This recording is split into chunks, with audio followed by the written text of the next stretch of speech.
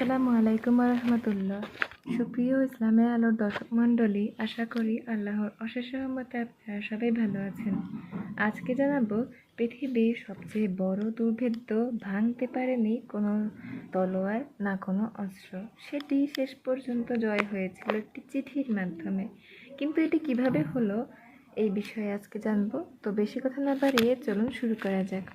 তো তার আগে যারা আমার চ্যানেলটি এখন পর্যন্ত সাবস্ক্রাইব করেননি তারা সাবস্ক্রাইব করে সাথেই থাকুন। তো চলুন শুরু করি। সিরিয়ার পাহাড়ি অঞ্চলে দাঁড়িয়ে ছিল ইতিহাসের অন্যতম দুর্গ কার্কদেশিওয়ালি। দুর্গটি ছিল হসপিটালের নাইটদের প্রধান ঘাঁটি। দুর্গটি ছিল বিশাল দ্বিস্তর প্রতিরক্ষা ব্যবস্থা সম্পন্ন একটি দুর্গ।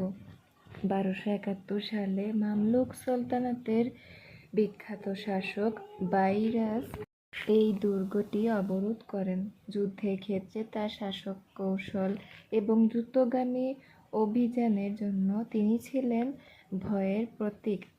কয়েকদিনের তীব্র যুদ্ধের পর মামলুক বাহিনীরা দুর্গের বাইরের প্রতিরক্ষা ভেদ করে সক্ষম হয়, কিন্তু ভিতরের দুর্গ তখনও অক্ষত ছিল। সেখান থেকে নাইটরা তীর ও অন্যান্য অস্ত্র নিক্ষেপ করছিল। তখন সুলতান বাইবারস বুদ্ধির আশ্রয় নিলেন।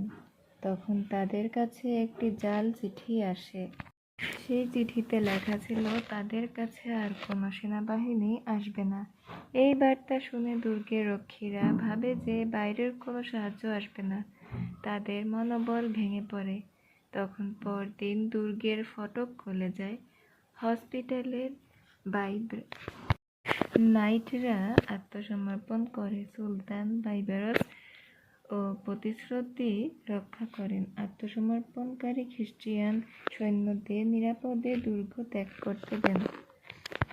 এর থেকেই বোঝা যায় মাঝে মাঝে কিছু সময়ে শক্তির জন্যই লড়া হয় না, কখনো কখনো বুদ্ধিও প্রয়োজন পড়ে। তো প্রিয় দর্শক, আজকের ভিডিওটি কেমন লাগলো অবশ্যই কমেন্টে জানাবেন। ভালো লাগলে লাইক কমেন্ট শেয়ার করবেন, সাবস্ক্রাইব করে সাথে থাকবেন। সবাইকে বিদায় জানিয়ে এখানে শেষ করছি। আল্লাহ হাফিজ। আসসালামু আলাইকুম রহমতুল্লাহ।